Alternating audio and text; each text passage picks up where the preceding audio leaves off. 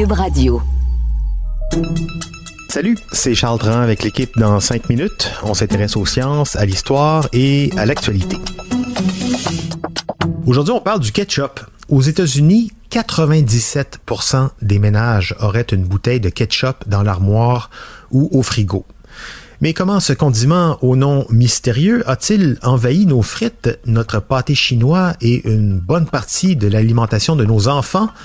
Voici l'histoire du ketchup avec Sophie Croteau. Ce seraient les Britanniques qui auraient découvert en premier le ketchup en Asie du Sud-Est, quelque part à la fin du 17e siècle.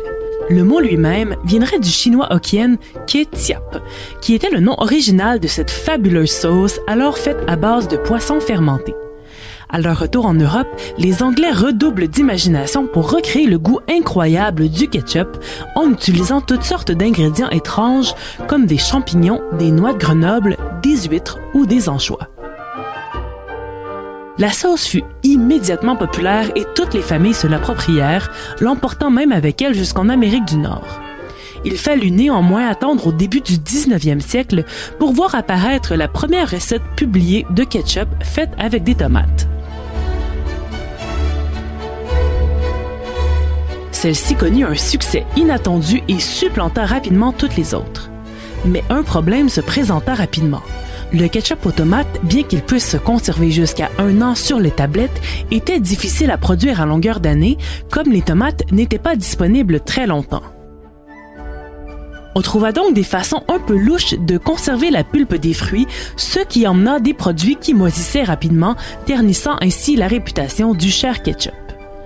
Après la guerre civile américaine, des compagnies tentèrent de se lancer dans la production massive du ketchup avec une recette plus stable mais autrement dangereuse.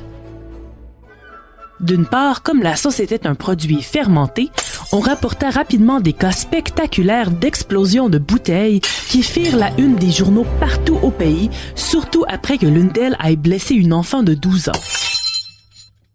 D'autre part, on trouva le moyen de combattre les bactéries en ajoutant une tonne d'additifs chimiques qui n'étaient pas régulés à l'époque, dont le benzoate. Lorsque le docteur Harvey Willey, qui travaillait alors pour le ministère de l'Agriculture, sonna l'alarme sur le danger de l'utilisation de tels agents de préservation, peu l'écoutèrent, sauf un certain Henry J. Heinz. Ce dernier, un homme d'affaires bien établi dans le domaine des condiments, décida de se joindre à cette lutte pour des raisons idéalistes, mais aussi parce qu'il voyait bien comment il pourrait offrir des produits sains, mais plus chers et donc plus lucratifs. Il développa donc une recette spéciale utilisant plus de vinaigre et des tomates plus mûres que ses compétiteurs et donc contenant plus de pectine, un agent de conservation naturelle. En 1 an, Heinz vendit 5 millions de bouteilles de son nouveau ketchup à un prix 2 à 3 fois plus cher que celui de ses compétiteurs.